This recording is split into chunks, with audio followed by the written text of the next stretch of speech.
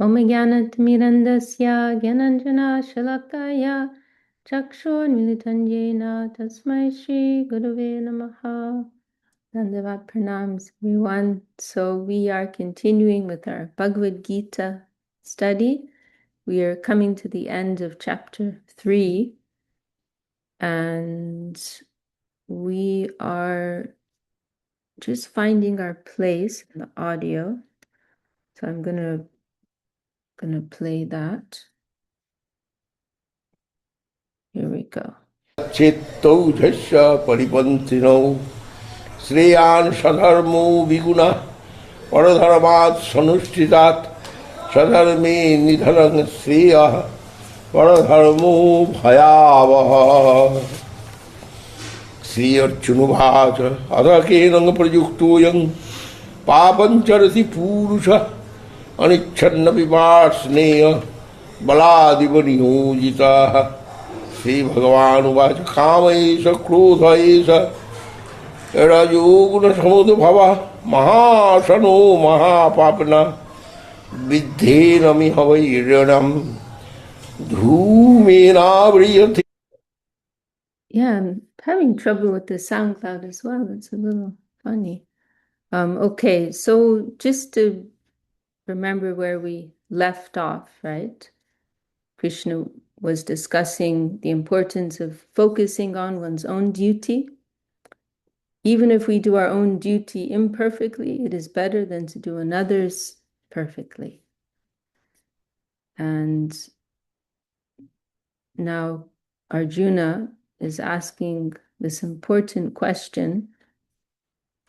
So we've come to verse 36 here. Arjuna inquired, O descendant of the Rishnis, by what is the living being compelled to commit sinful activities, even unwillingly, as if by force? So very relevant question. And Krishna has responded, the Supreme Lord replied, it is the desire to enjoy the mundane that induces a person to commit sin. And in different situations, it produces anger. It is utterly insatiable, extremely malicious, and the worst enemy of the living being in this world.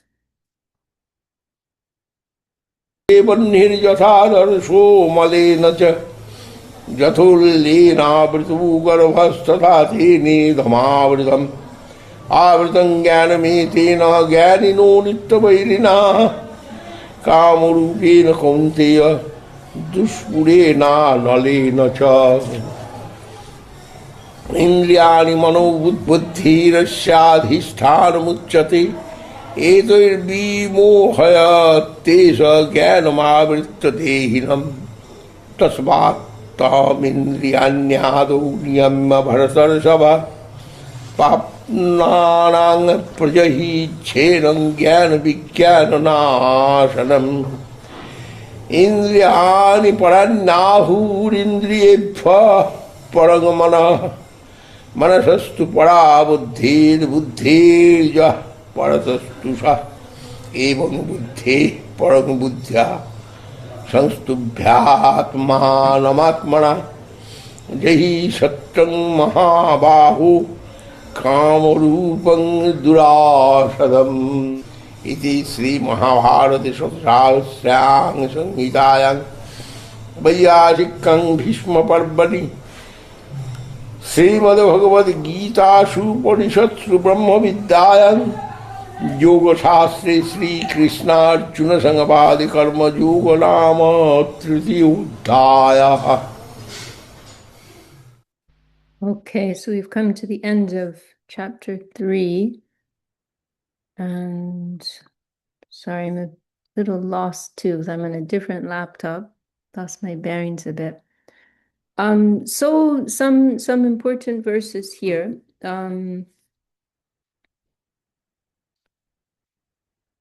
Some very helpful verses here. Okay, maybe we finish reading these translations first. So 37, the Supreme Lord replied, it is a desire to enjoy the mundane that induces a person to commit sin.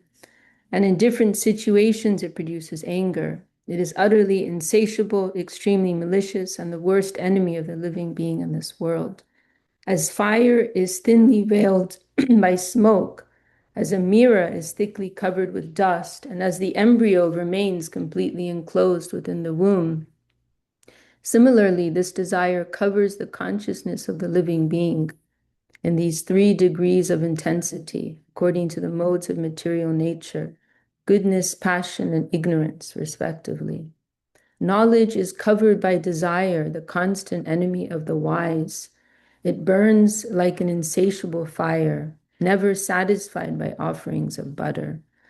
It is said that this enemy, desire, dwelling within the senses, mind, and intelligence, covers the perception of the embodied living being and deludes him.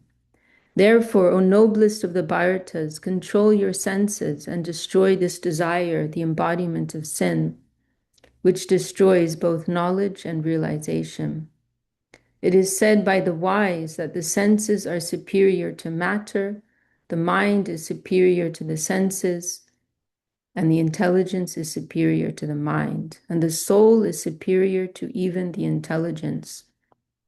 O mighty Arjuna, knowing the soul to be superior to the intelligence, steady the mind with resolute intelligence and destroy the formidable enemy, desire. Okay. So, it's always wonderful for me to remember that Bhagavad-Gītā is a dialogue, It's not just Krishna speaking a monologue or giving a lecture, but it's actually a conversation, and that's something very, okay, you got that, great. It's actually a conversation, and, Krishna is always happy to hear what Arjuna's questions are, what his reflections are on the various topics they're discussing. And Arjuna is also always representing us, Welcome, Sadhvi. Arjuna is asking the questions that we might ask. Arjuna is representing the human condition, what is the human condition? That we are spirit souls. We are sparks of eternity, consciousness, and joy. But at the present moment, we're very covered, by this mind, ego, senses, body, and so on. And we're now in this condition of trying to reclaim, you can say, reclaim our divinity, reclaim our spiritual nature. And it's naturally challenging, right? And so Arjuna's speaking up here and asking Krishna, it's not that easy, right? We can receive all of these wonderful instructions and advices, and we can even have an understanding. We can even understand what's right for us. It's not just that we didn't know, but we know what's good for us. So why is it that sometimes, even if we know something is good for us, we don't do it? Why is it that even when we know something is bad for us, we do it? What is it within us that compels us to do things that we don't even want to do? That compels us to do things that get us into trouble. And what is that force within us? Why is this happening? I didn't want to do this. I didn't want to get involved in this, but there's something in me that's forcing me, tell me, Krishna, what is this? And then Krishna, he responds, explaining, this is kama, right? This is lust. This is material desire within us. It is a very powerful force, and it can impel us to do things even against our will, because it is such a strong force in this world. So let's find that Sanskrit. And here we are. Kama esha, krodha esha, raja guna samudbhavaha. Right, so this is kam, this is lust, and then krodh is anger, because that kam, it can also lead to anger, right? Because this is like a common cycle we can experience, that we have desire for something, and then if we can't attain it for whatever reason, then we become frustrated and angry, right? And Krishna explains, oh, hang on. I think I might like to see another translation. Raja Guna Samudbhavaha.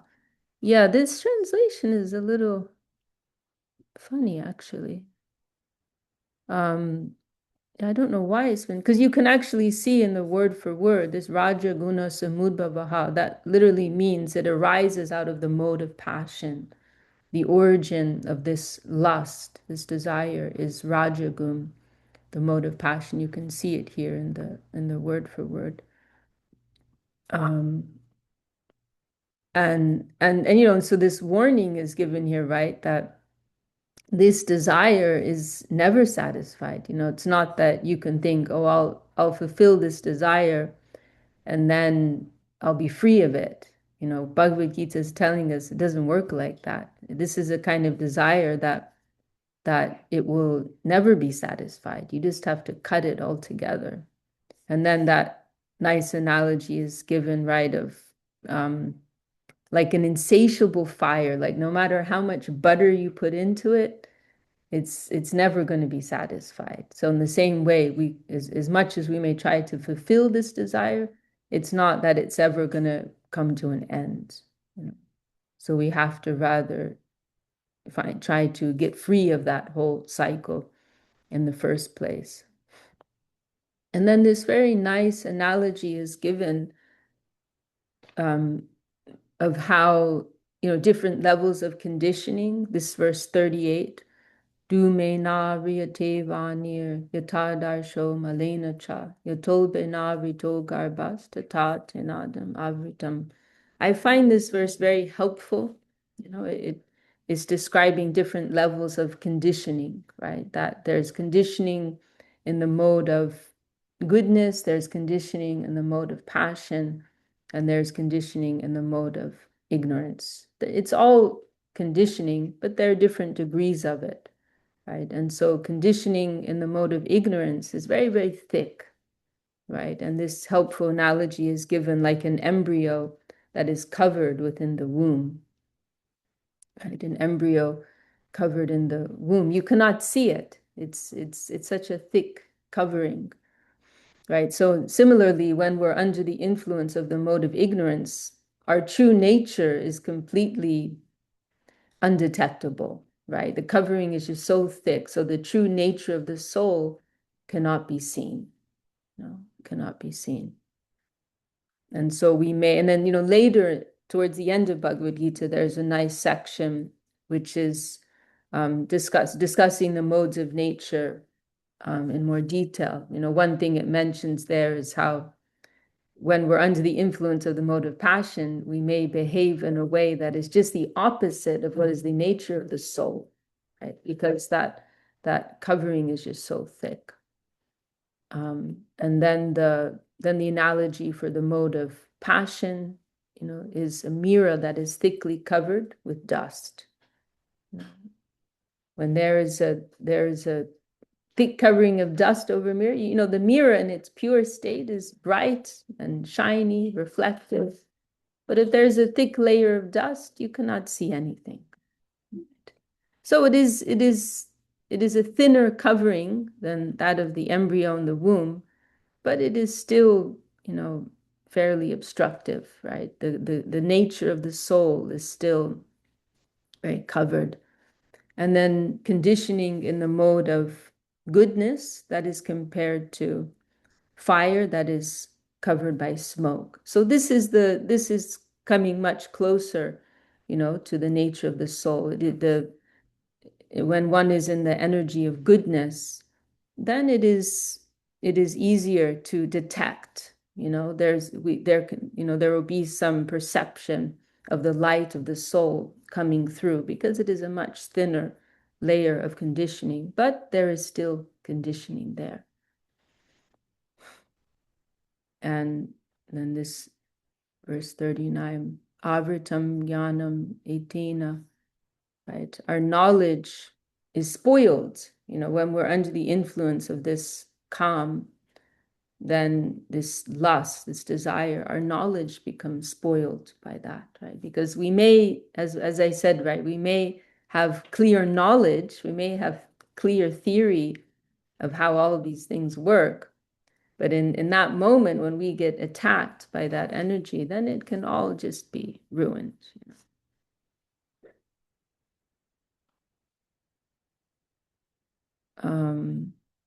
Now this verse 42, this is quite a well-known verse. We can chant this verse is Indriyani Paranyahor Indriyebhya Parammanaha Manasastu Parabuddhir Buddhirya Paratastu Sa. This is quite a famous verse. We hear Srila Sridhar Maharaj in particular, I've seen that he quotes this verse in a number of places. And it's a verse that I've found quite helpful for preaching, right? Because it shows these clear distinctions between these different layers, right? And demonstrating that, we are something else, right? Our intrinsic self is something else that is distinct from these material layers. So we had a nice whiteboard session the other day. We did like lots of circles, and we were discussing all of these different layers, right? So at the core, there is the brilliant Atma, right? The shining Atma, the soul.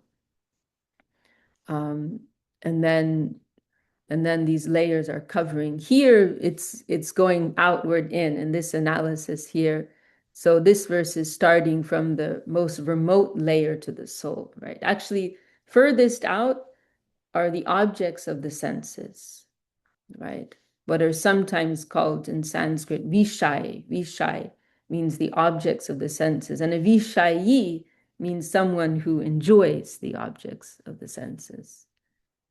So the most remote aspect, from the soul in this material world is this physical world of matter and the objects of the senses. And then elsewhere in Bhagavad Gita, later, there's a little more detail on this, and Krishna explains about the 8 material elements, that 8 material ingredients that this world is composed of. So there's the 5 more gross, more physical, tangible aspects, ingredients, right, of earth, water, fire, air, and ether. This is everything in this world is composed of these 5 things, including our bodies, right? We're all composed of different degrees of these ingredients. And then there's also the 3 more subtle ingredients, which we can't see, but they're around, right? And those are the elements of manas, the mind, buddhi, the intellect, and ahankara, the false ego. It's so helpful and so fascinating, actually, to understand that these are, it's very strange because these are things that we may identify with, but they're actually just ingredients, they're just material elements of this world, but because they're subtle, then it's easy for us to confuse them and identify with them, right? But actually they are material elements, and this is something I appreciate so much about the explanation that we find in the Vedic teachings, because there's just so much clarity and there's so much detail, and everywhere else we find a very hazy explanation, what's the distinction between matter and spirit, all this kind of talk, and how do we understand what's spiritual, what's not. Everything's very vague in other explanations, but in what we were given in Bhagavad Gita and elsewhere in the Vedic text, there's just so much detail, there's so much information, it makes it very helpful understanding what is what, right? And so what many, may consider to be spiritual, right, we understand to just be another layer of the material energy, right? And we have more clarity on, what are the different stages of development and understanding of how far, our goal actually is, right? And what we may consider to be some divine experience can just be something of the mental plane. And that mental plane is a material aspect of this world. So much information is given about this. So anyhow, I'm going back here to verse 42. So there's the objects of the senses, right? That is the most remote from the soul. And then Indriya. Indriya is the Sanskrit word for the senses, right? So then the senses are more subtle than these material objects of the senses. And these senses, the senses are the aspect of ourselves that are engaging with the world, right? Our senses provide the first contact with the world around us, right? So the senses, they are collecting information from the environment, right? The sense of sight and smell and hearing and so on, taste, touch. They're engaging with their corresponding objects, collecting information. Well, this tastes like this looks like this sounds like this, etc. Collecting this information, and then what does it do with it? It manaha deposits that information with the mind. So the senses are more subtle or superior to the objects of the senses. Then the mind is more subtle, superior to the senses. Then manasastu parabuddhir, right? Then superior to the mind is the intellect. So the senses are like instruments, right? Collecting information. Then what is the function of the mind? The mind has a binary nature. It's just acting in terms of like and dislike, attraction and aversion. It's very simplistic in this sense. And it's something that we have to be very cautious about, because the mind can get us into trouble, right? The mind doesn't discriminate. The mind doesn't consider logic. Mind doesn't consider what's good for us, what's bad for us. The mind just likes or doesn't like, right? And so when we allow our minds to take hold of us, then, we can lose ourselves. We can make ourselves very sick, through eating something that's not good for us, through different types of addictions or different types of activities, because the mind is only considering, oh, I like this, so I want to keep doing it. And the mind is unable to consider consequences. So that is something to be aware of. And so then the intellect is superior, because the intellect, the element of buddhi, is able to discriminate, right? Oh, but sorry, I also wanted to mention about the mind. The good news about the mind is that it's ultimately just a tool, right?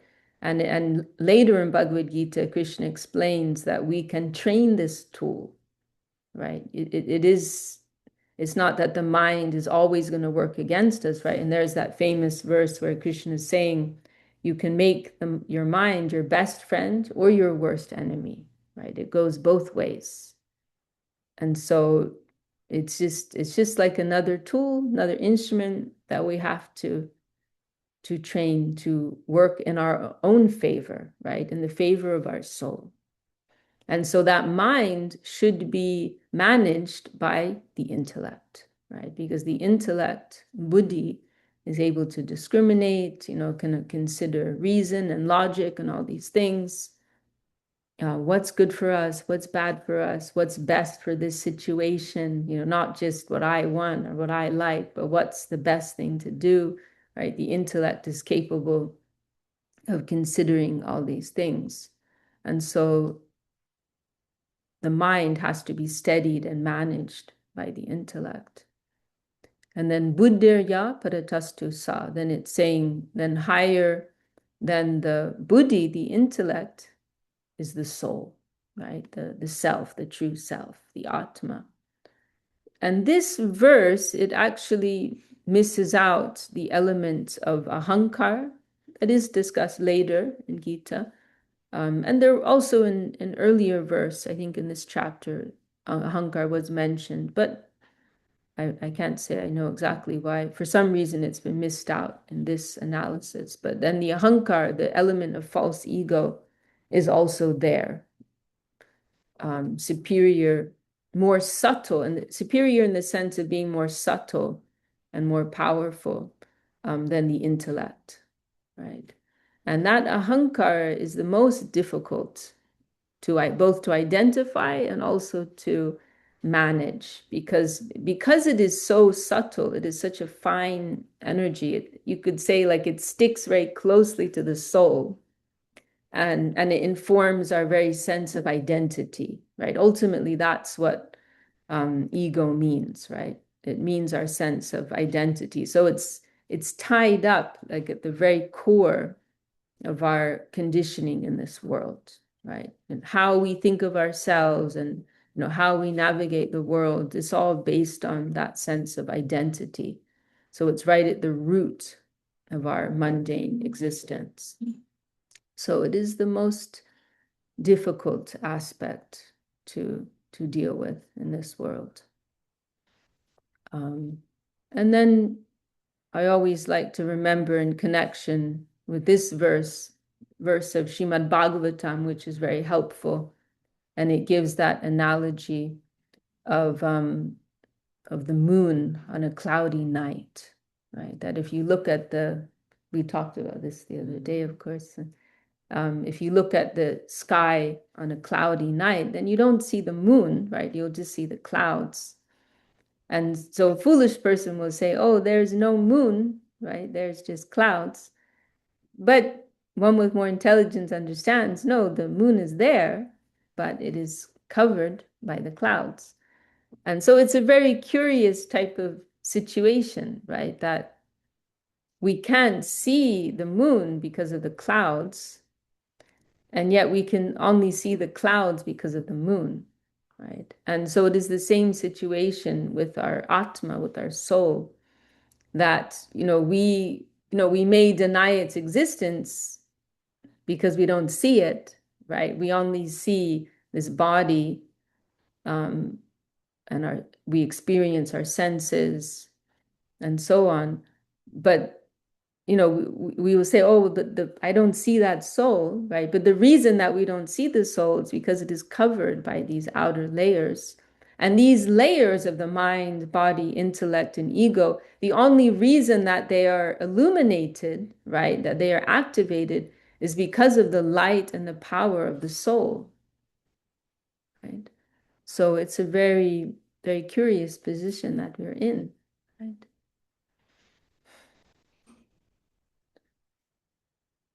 So it is said by the wise that the senses are superior to matter, the mind is superior to the senses, and the intelligence is superior to the mind, and the soul is superior to even the intelligence. O mighty Arjuna, knowing the soul to be superior to the intelligence, steady the mind with resolute intelligence and destroy the formidable enemy, desire. So Krishna is telling us, there is hope, and it is possible. And by informing ourselves with the knowledge of sambandha gyan, right, clear understanding of the true nature of things and what is what, we can use the strength of our intelligence to steady the mind and to conquer this formidable enemy, as Krishna says here. And so this is why we have to keep tuning in to Bhagavad-GÍTÁ and hearing this wisdom.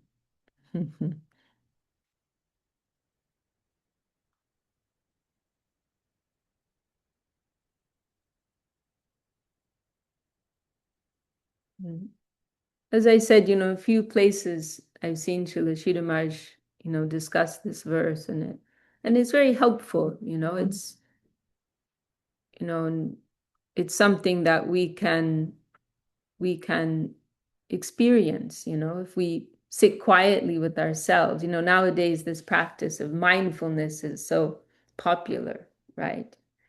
And we could also call that finding the soul, right? That, if we all simply sit quietly with ourselves for a few moments, then we start to tack. There's something else within us, right? And this analysis in Bhagavad Gita is so helpful because we can look within ourselves and identify, oh yes, there is this aspect of myself that is just being pulled like in this almost instinctive way here and there, right? And there's this other aspect of myself which is able to discriminate, right? We can look within ourselves and find these different layers, right? And then there are those rare, precious moments when we may have feel some touch of that soul plane, right? And that is an extraordinary experience. In the previous chapter, Krishna, he mentioned, there's that beautiful verse, "Ascharjavat pashyati kaschidenam," right? Saying that he's speaking about the glory of the soul, right? And he's saying, at every step in approaching that soul, one experiences wonder, right? It is the most wonderful thing, any contact, right? Saying those who hear about the soul, they are astounded. Those who speak about the soul, they are astounded. Those who see the soul, they are astounded, So any type of contact, with that plane of Atma, it is the most wonderful thing, right?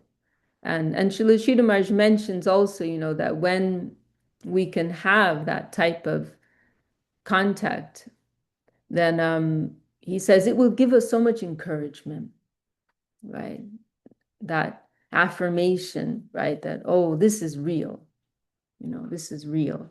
It's no longer, this isn't just something in the field of theory, but this is something very tangible, right? And that's the thing, right? That, when in our average state of mind, the spiritual plane feels very remote to us.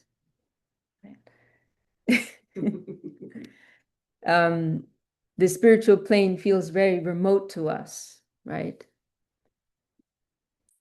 And, we're so present in the world of the mind, the senses, sense experience.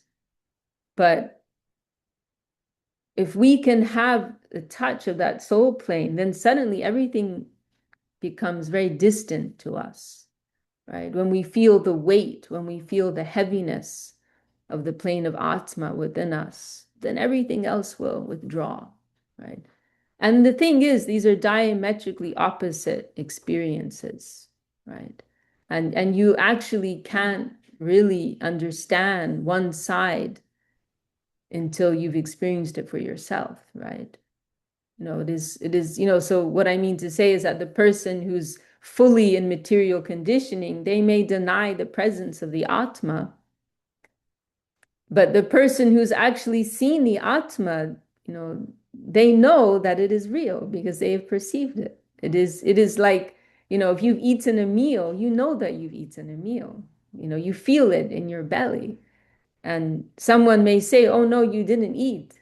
You didn't eat anything, but you tasted it, you ate it yourself. You can feel it. You feel your digestion activating and all these things, So, it's mentioned in ЩРީМАD Bhagavatam that this debate about whether the Atma exists or not, it is something that will continue forever because it's simply a matter of having the eyes to see that, right? And if we have the eyes to see, then we will see. And if we don't have the eyes to see, then we won't see. It's like our Gurudev mentioned, like owls, they don't see very well, right, in the daylight, something like that. That they're more they have better perception in the nighttime, right? But in the light of the sun, they can see very well. So our Gurudev used to say that, like an owl cannot see. Vishwabhanuvi will confirm it for us now. The owl cannot see. They are blind to that light. So like us, if we are blind to the Atma, it is like something non-existent. It may as well be non-existent, right? And so this is why the scriptures, they're trying to lay the path out for us. You try this, you follow these steps. This is something experiential. It's not something that can be confirmed by your empiric powers of perception. Right? It's not something you can calculate with a calculator. It's not something you can measure with a measuring tape. It's not something that your intellect can comprehend. Last night, we watched this beautiful talk of our Gurudevs, and he was saying, you may have some scales that can weigh up to 50 kg, but what is 50 kg in comparison to the infinite? In other words, your brain is very finite, right? Your brain cannot comprehend the infinite. It doesn't matter how great your powers of intellect are. When you're approaching the infinite, it is all useless, right? And so that's why there ultimately has to be this element of faith, right? Faith and surrender. And that we have to first walk the path, and then the truth will be revealed. It's not the other way around. It's not that we can demand for revelation and then I will believe. It doesn't work like that. And a part of that is because the part of the reason for that is that the Lord operates on the basis of love and affection, right? He doesn't want to feel like he has to prove himself to us before we love him. He wants to feel some affection, before he will demonstrate his existence to us. And that's actually just logical. We don't reveal ourselves to others unless we feel we can trust them, right? The trust has to be there first. The trust has to come first. And then you will share who you are, right? So it is the same. The Lord operates just like that. First he wants to feel some trust. First he wants to feel some affection. Then he will prove himself. Then he will reveal himself. That is how he works. So, ultimately we have to try this out for ourselves. Has to be some, what is that expression? Suspension of disbelief. Suspension of disbelief. And try this and see what comes, right? See what comes. And then when we get some touch of that higher plane, then that is all the confirmation that we need, right? And Srila Sridhar Maharaj, when he's speaking about this, he says, then our practice will become more substantial. We will be practicing and more in earnest, right? Because we've had some touch, we've had some glimpse of that higher plane, and that will give us the confirmation, right? The affirmation and the encouragement to give ourselves more to this, right?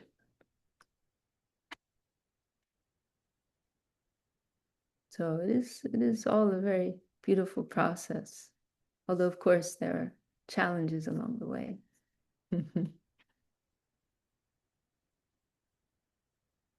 Yeah, so this is a very nice verse.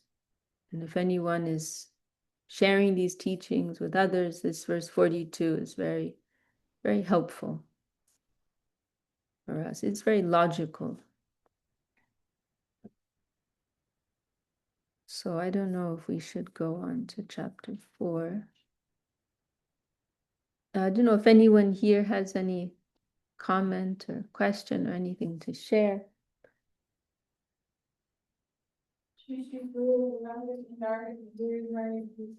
Jai.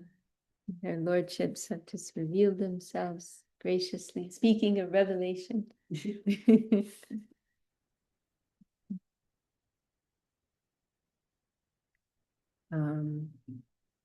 So maybe we can just have a quick overview of what were you going to say? Just that seems a good place to stop. Yeah. Chapter at the end. Yeah, Yeah, I don't think I want to go into the next chapter. Maybe we can just have a quick overview of this chapter. But they see less color than humans do and see way better at night. Okay, so they see Optimized for nighttime vision, but they can see during the day. They're not. oh, brief darshan. Okay, so they have less vision in the day, but some vision. Yeah. Okay. They can still see perfect fine, but during night is when they see sharper. Yeah. Okay. Optimized. So this chapter was karma yoga, right? Krishna was specifically speaking about karma yoga.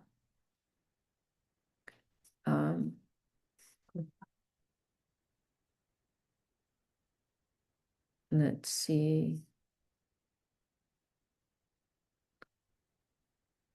I'm just thinking maybe we can look at some of these key verses.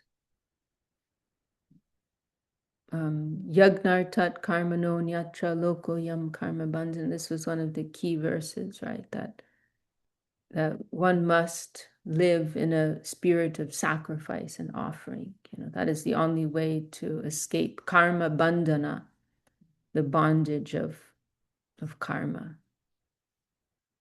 And some description of the varnashrama system.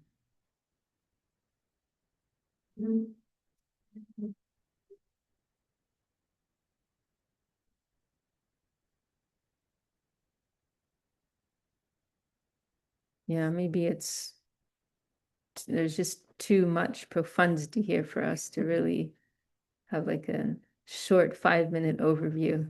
Do you have a favorite verse from this chapter?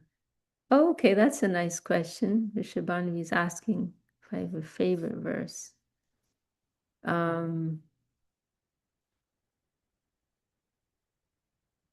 This is also a nice verse, this 28, just describing this awareness, right, of having these three modes of nature, right? How they are engaging with the environment, our senses are engaging with the environment, impelled by these modes of nature. And that when we have some wisdom and awareness, we can detach ourselves. We become observers of the activities of our own mind, right? We don't have to follow through, right, on these different pulls. We mentioned the other day, or maybe it was yesterday, guna. It's very interesting. And not this word guna, which is used to refer to these material energies or modes of nature. Another meaning of guna is a rope, right? So these gunas, they're also like ropes that will bind us or pull us in different directions, right? So when we have some clearer awareness of our true nature, we will see, oh, the mode of goodness is pulling me here, the mode of passion is pulling me there, and the mode of ignorance wants me to go over there.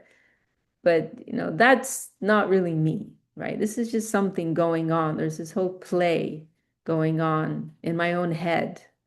I can just be in the audience. I'll just watch this, right? I don't have to go get on the stage and play in the whole show. Just be in the audience, just watch it. Surrender all your activities to me with this understanding. All my actions are under the control of the indwelling Lord. That's very beautiful.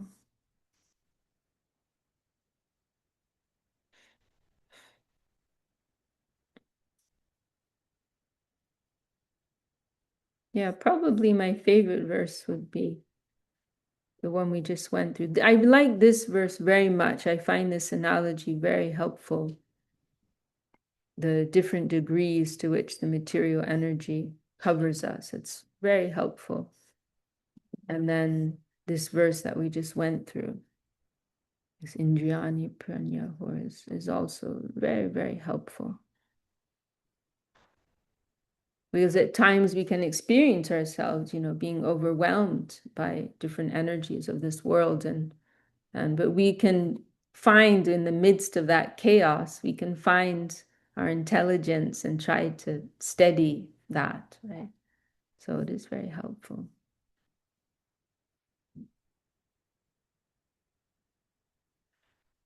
Okay, well, maybe we'll stop there then.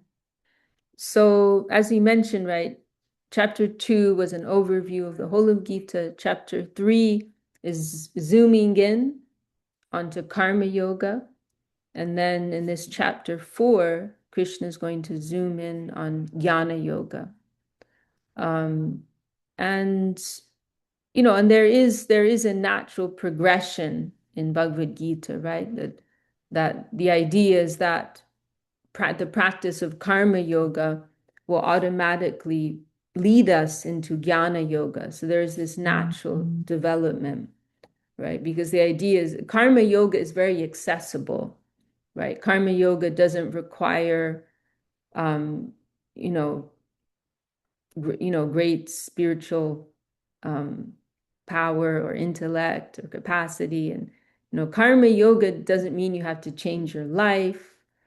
Karma yoga just means keep doing what you're doing, but try and change your intention, right? And so the idea is that there will be this purification that automatically takes place, this clearing of the covers. And then through that purification, one becomes qualified for jnana yoga. One will, because these layers are being removed, or we could also say this like stickiness between the layers is being washed away. There's like more space. So we actually will start to perceive the presence of our own soul, our own Atma. And so that qualifies us for jnana yoga, going deeper into spiritual practice, into cultivating spiritual knowledge and all these things. And so chapter 4 is going to go deeper into what that's all about. Okay, then we'll stop there, unless anyone else wants to add anything. Okay. Vanchakalpatarubhyascha kripa sindhubhyeva cha patitanam pavanebhyo vaishnavebhyo namo namaha. Dandavat pranams to all. Jai Shri Gurudev. We'll close there. See you all next time.